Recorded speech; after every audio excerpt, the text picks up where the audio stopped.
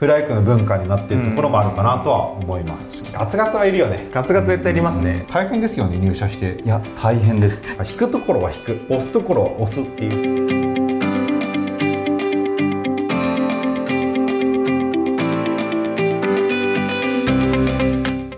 南塩とフライクの本音 on YouTube。 株式会社フライクの新堀でございます。大竹でございます。三角でございます。阿部ちゃんです。はい、フライク代表大竹亮が文字や映像では語りきれないリアルを話すポッドキャスト南塩とフライクの本音。この動画ではポッドキャストから飛び出して新堀さんや三角さん、いつもポッドキャストにはいらっしゃらない社員の皆さんも一緒にですね、フライクの本音をお届けしようと思っています。ということで今回のテーマ、フライクはなんで業務設計が分かる営業を外せないのかということで、まずフライクって本当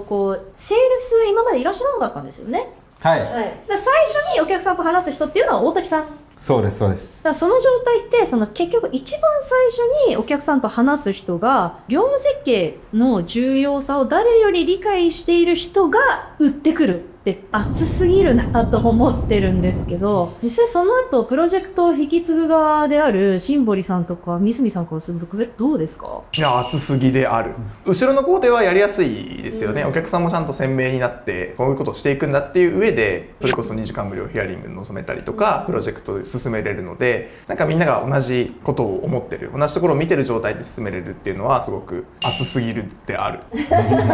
ちなみにこれ一般的な SI とかベンダーってどうなのかなっていうの気になってるんですけど、三角さんって実際 SI とかベンダーで営業されてたんですよね。そうですね、前職は営業だったのであるあるなんですけど、営業はどうしても案件を取っていきたいというところで、言ってしまえば獲得する案件のお客さんの熱みたいなのには結構ばらつきがあるかなっていうふうに思ってるんですけど、フライクだと基本的にもう大滝さんが熱を伝えてやる気になっているクライアントの方が来てくれるので、やる気満々でスタートできるっていう感じですね。熱伝わえようと思ってなかったかも。あ、本当ですか？でも最初からお客さんが熱いっていうのも多分一個あるんでしょうね。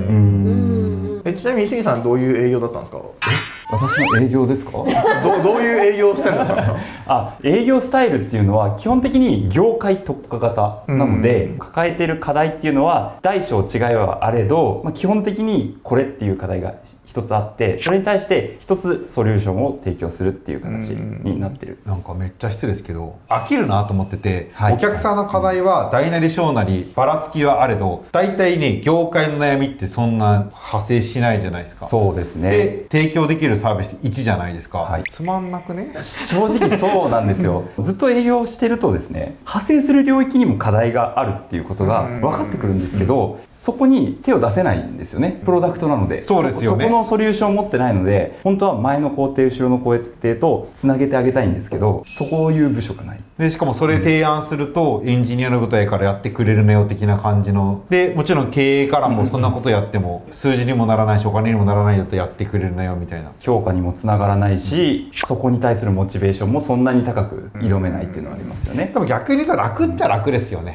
やることが限られてるし、言い方悪いですけど反射でなんとかなる。でずっとフライクの提案してたと思うんですけど、反射でできることってめっちゃ少なくないですか？ある程度事前準備して、こんな課題があるんだったらこれ用意してみたいなことの事前準備がめちゃくちゃ大切になるから、そうするとお客さんが話す発言も変わってきたりするときに手を差し伸べてあげるみたいなことをやるっていう観点で言うと、飽きてないかも。5年間、いや6年間か。課題自体がすごい多様ですからね、基本的に。全部イレギュラーみたいな扱いですもんね。あと企業規模が大きくなると、その複数部署にまたがる悩みとかって出てくるじゃないですか。それも面白さは出るなと思ってて、なんか大きい声で言えないけど、お客さんが倒産することとかさ、お客さんが世の中的にしでかしちゃってさ、ぶっ飛ぶ時もあるじゃないですか、プロジェクトが。なんかそれもそれで失礼だけど楽しさはあるなと思ってて、一筋縄ではいかない。その不正をやってしまったがゆえに不正をしないようにもう一回考えようぜっていうプロジェクトっていう観点で言うと、お客さんが成長してくださってるから僕らも成長できるみたいな。でお客さんに選ばれ続けるには僕たちの業務設計のレベルも上げないといけないじゃないですか。大変ですよね、入社して。いや大変です。最初に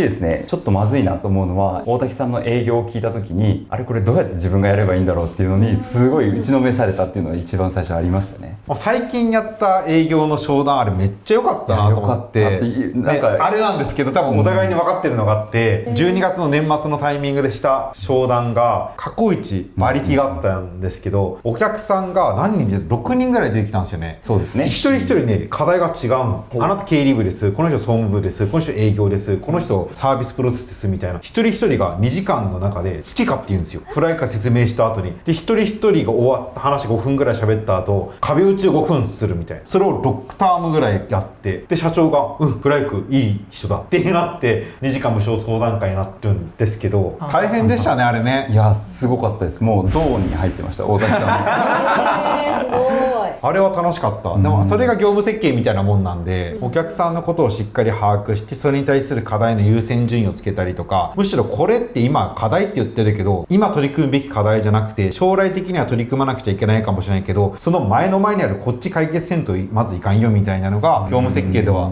浮き彫りになるから、僕は楽しいなって思いますけどね。それをもうセールスの時点でやってるっていうところが受け取る側からするとすごい安心感につながるというか、軽くそこに対してのリサーチが完了した状態でバトンが回ってくるっていうのはすごいやりやすいですね。営業って会社紹介してサービス紹介してこういう事例ありますよの1時間ですもんね。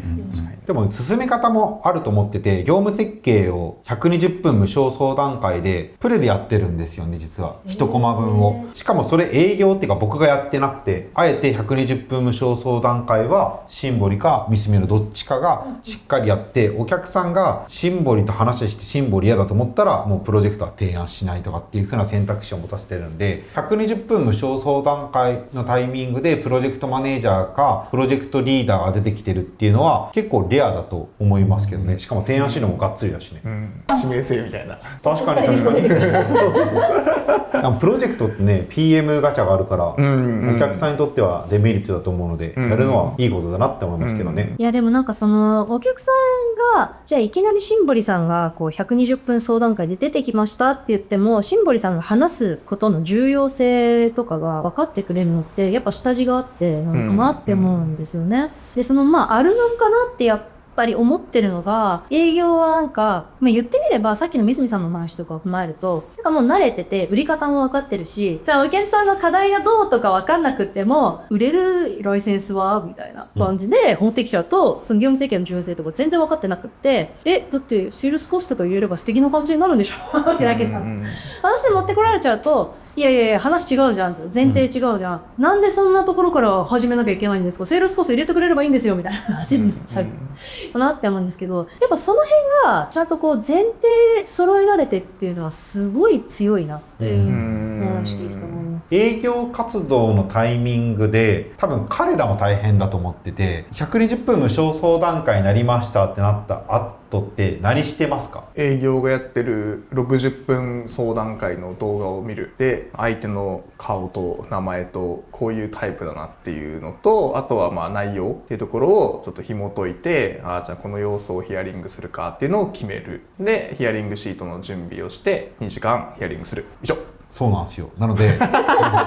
意外と事前準備を一社一社個社ごとに違うものをやってるんですよね。でヒアリングする内容はもう決まってて、ビジネスモデルを聞いて、組織図聞いて、ビジネスの課題聞いて、業務フローの流れを聞くっていうのを用意しているんですけど、大体これが本当のプロジェクトだったら3コマ分なので6時間分ぐらいに相当するので、それをサクッとしかできない、表面をなぞるしかできないんですけど、事前準備結構大変ですよね。そうですね。ただやっぱり前の段階である程度課題がこの辺にありそうだなみたいなのが分かった状態で事前準備ができるので、もうまっさらの事前準備とは違って掘りたい場所っていうところをしっかり確認した上で事前準備ができるので、大変ではあるけどなんとかなってるっていう感じですね。01じゃないですもんね。だから営業の役割ってやっぱ売ることじゃないですか。それ自体は間違ってないと思うんですけど、お客さんがハッピーになるかどうか考えないで売ることだけを考えちゃうと、よしライセンス売れたんで OK っていうパッションっていうところが、やっぱりその業務設計ありきでシステム導入すべきだから、それだけ時間をかけて大変な思いして準備して120分相談してもやっぱ違うねってなったら、それはうちでやらない方がいいですっていうこととかも小田さんの方から言ったりする。めっちゃありますよね。ありますよね。むむしろ提案しない時もありますよね、ありますね。実際お客さん120分無償相談会をして多分提案資料も作らないうちじゃないと思いますっていうこともあると思ってて、実際プロジェクトを受注した後って疲弊するのって2人のチームじゃないですか、やってよければするけどね提案いや嫌だよね嫌だ疲弊しちゃうし、一つのプロジェクトが受注したら大体1人 2,3 回すじゃないですか、他のプロジェクトにも影響出ちゃうと思うんですよね。出ますよね。へこむじゃん、お客さんが全然なんかプライクのやり方が嫌いですみたいな人と打ち合わせしちゃうと、だったら初めから受注しない方がお客さんもお互い健全ですよね。お金儲けだけだったらねした方がいいんでしょうけど、売って終わりじゃないじゃないですか、何のツールでもそうですよね、SaaS ツールでもそうなんですけどね。でも一つはその評価制度みたいなところはあるかなと思ってて、うちって一人一人のコミッションみたいなのじゃないじゃないですか。一人一人の評価の三角さんじゃあ今期110件売ってくださいねとか、シンボリさん15件ねみたいなのではなく、会社の売上達成に応じて、ボーナスが変動しますみたいな作り方しているので、そうすると業務設計だけバコーンと入れてもシステム設計が全く受注しなかったらトータル未達になっちゃうから、だったら業務設計システム設計システム開発保守までがちゃんとずっと注文がもらえるような取り方しないと、ずっと仲のいいお客さんとの付き合いができなくなるっていうのはあるかもしれないですね。この大田さんがプライクってこういう思想でやっていますよっていうのを抑えてきてくれて受注してくれることによって、無料相談会以降でね、実際お金払っていただいてからの、PMSE とかの中での引き継ぎはこういうところが全然違いますみたいなのだったりするんですか？まず僕らって業務設計とシステム設計とシステム開発と保守って大きく分けて4プロジェクト発生してるんですよね。そこの例えば業務設計である時って資料って何ページぐらい作りますか？昨日報告会したお客さんは350ページぐらい確かでしょ。はい。で30回ぐらいですかね打ち合わせ。そんなしないか20回ぐらいか。16回でそれが終わったらシステム設計する時には前工程の業務設計書を全部読んで、でそれを全部読み込んだ後に打ち合わせを社内で引き継ぎ会をして、で分からないところを聞くとか、でうち一言一句の議事録があるので一言一句の議事録も不安だったら見てるっていう感じでしょう。そうですね、見てますね。最初から全部読もうじゃないですけど、分かんなかった時にいつ打ち合わせしたんだっけっていうのを掘っていって、その議事録を見るみたいな感じです。そうだよね、業務設計書って結果綺麗なところしかないので思考の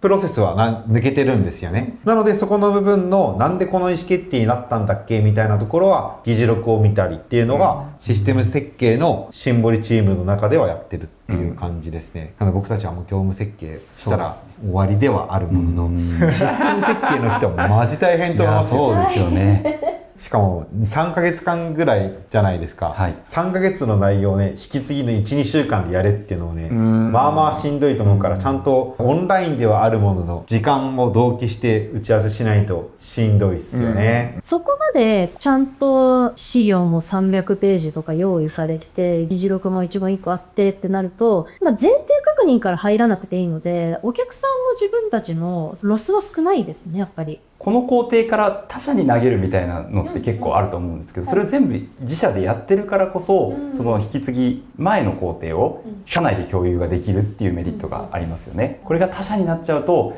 全然知らないところから案件が来て何もわからない、一応何か書類がドキュメントあるかもしれないですけど、そこからもう一回お客さんが説明したことをもう一回新しい会社に説明し直さないといけないみたいなストレスがクライアント側にかかっちゃいますよね。なんかあと悪い言い方ですけど、そのコンサル会社が作る資料ってコンサル会社の言葉で作ってるじゃないですか。すっごい分かりづらくて、僕らって目的が業務設計の資料ってお客さんの中の新人が分かるような内容で書いてっていうのが実は業務設計チームの中のルールとしてあって、お客さんで打ち合わせに参加していない人も分かる内容で書いてっていう意味合いなので、僕たちが分からない用語が出たら絶対その言葉の意味とかも書いてもらうようにしてるんですよね。となると多分他社のコンサル会社が作る資料よりかは量は多くなってしまうんですよ、分かりやすくしてる分、だけど、いろんな人が見ても分かる内容だし腹落ちできる内容だよね、そうですね、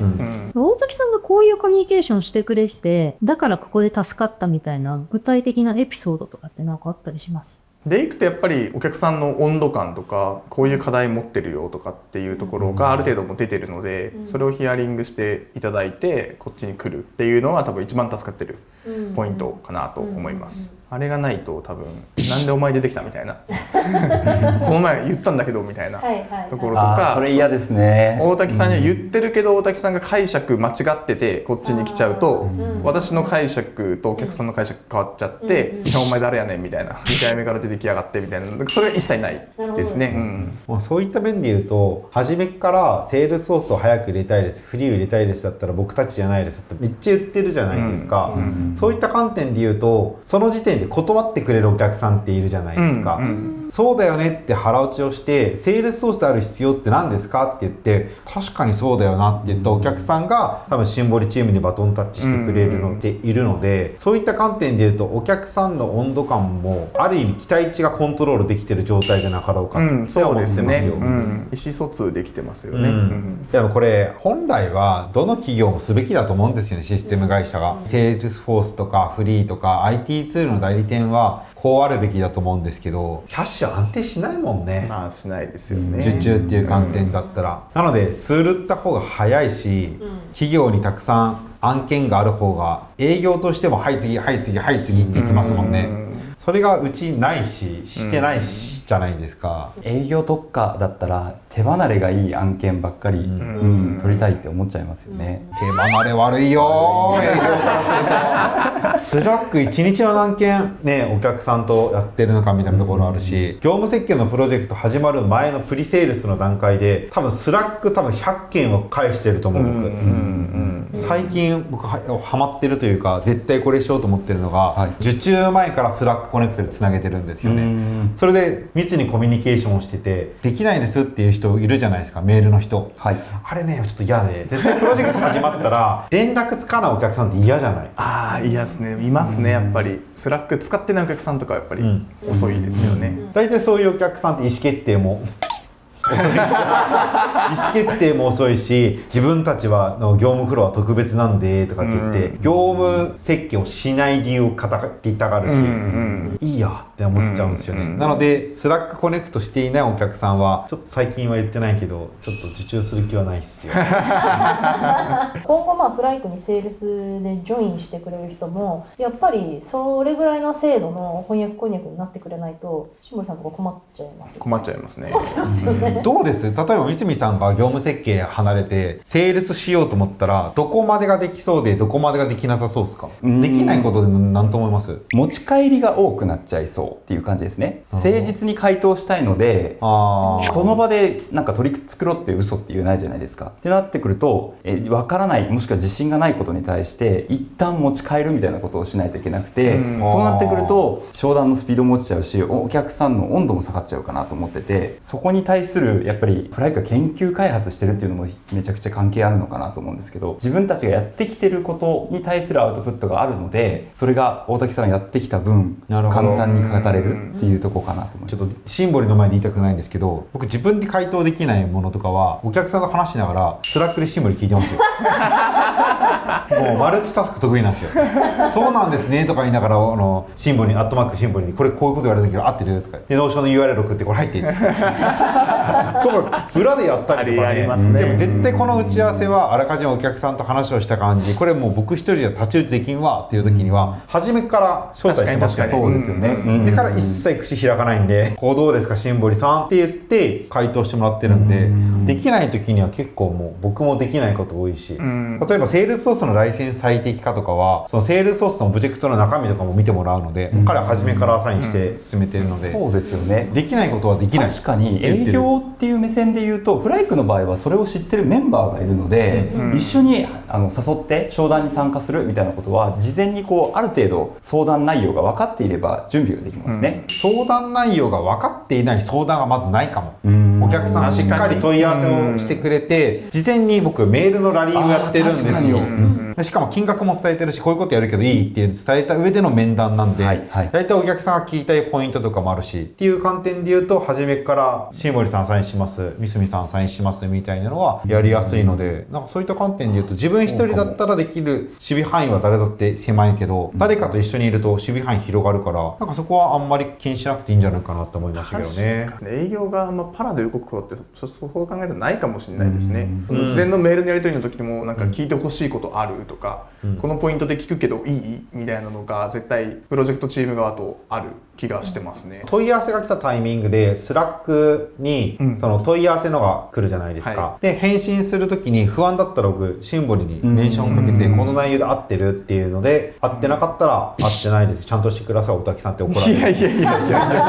やこの前もなんか違うことで話をしたんですけど、セールス操作の言葉で一人で勝つな一人で負けるなっていう言葉があって、なんか一人で商談受注してもその後のこと考えると一人で勝っても意味がないし、一人で失注してもそれってもったいないから一人で負けるなって言葉があるので、結構それはフライクの文化になっているところもあるかなとは思います。でもそうすると他の社員の方の力も貸してもらって助けてもらうことはできるけれども、これはちょっと外しちゃうとプライクのセールスとして成立しなくなっちゃうみたいなところってあるかなと思うんですけど、プライクも今後のセールス採用に外せない条件みたい。売りに走る人は嫌ですね。とにかくもちろ対戦するよんもちろん走ってほしいんですけど、でもここから売り上げてもこの会社さん意味ないなってところには走らないでほしい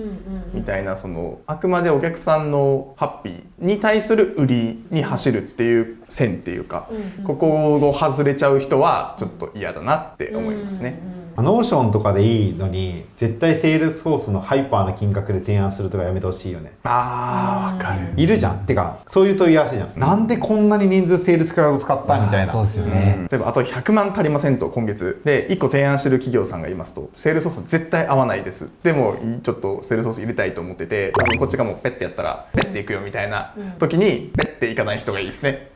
そうではなくて、じゃあ違うところからどう持ってくるかとか、セールスソース合わないよ、でもうちだったらこの方法だったら合うんじゃないかっていう別の方法でその100万を取ってくる営業は大好きです。そう、この前もね、お客さんはそのセールスソースのライセンスの最適化をしてるお客さんで、ファイル容量が逼迫してるお客さんがいて、そのお客さんは営業だけが Google ドライブ使ってんだよね。でそれ以外はその NAS サーバーを使っててって、そこだけ考えるとボックスを提案したいなって思うものの、実際は Google ドライブをもうちょっと利活用することでいいとか、 Google ドライブとセールスソースを連携すればより良いみたいなところがあるので、あんまり売りに走ろうってしすぎてないっていうのはいいことですよね。いいですね、めちゃめちゃライセンスビジネスではないところはやっぱそういったメリットはあるかもしれないですね。ちゃんと業務を知った上で最適な IT ツール提案しようっていうのが根付いてるっていうのはなんかいいことだなと思います。三角さんどうですか、営業してくれるならこれは外ないらしい。誠実に提案を、お客さんのことを考えて提案してくれる人がいいなっていうふうに思います。売りのためにお客さんを無視して売りを立てる提案をしてしまうっていうところは、後々会社の評判も落ちちゃいますし、その企業さんのためにも絶対にならないと思うので、そういうところは意識してもらえる営業の方がいいかなっていうふうに思います。とは言ってもガツガツの人がいいですよね。冷ややかって言ったらダメなんだろうけどさ、需要のないところに需要を作りに行くのは僕嫌なんですよね。どことは言えないけど外資系の営業ってそうじゃん。どう考えてもそれパードと合わんのによう言ったねみたいな人いるので、なんかそれは嫌だなと思って、引くところは引く、押すところは押すっていうこのメリハリをつけて提案してもらいたいなって思います。ガツガツはいるよね。ガツガツ絶対いりますね。でガツガツじゃなく誠実性だけ多分入ってくると、ボスからのこれ今日中に連絡したんじゃダメでしょ、多分そこにストレスを感じちゃうで追い込まれていっちゃうので、多分もともと持ってる感性的なところにやっぱそのガツガツ感っていうのはないと辛さはあるんだろうなっていうのは思いますね。は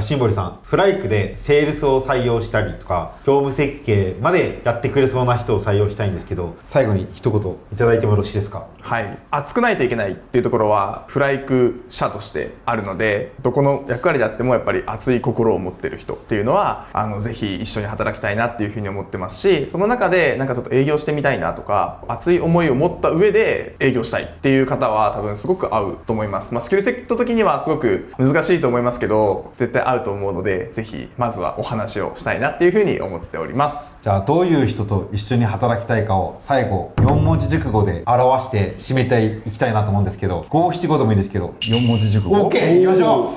諸突猛進。なるほどね。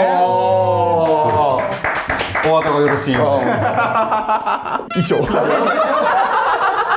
今日の動画はここまでです。ここまでお聞きいただきましてありがとうございました。チャンネル登録といいねボタンもよろしくお願いします。では次の動画アップまでお楽しみに。バイバーイ。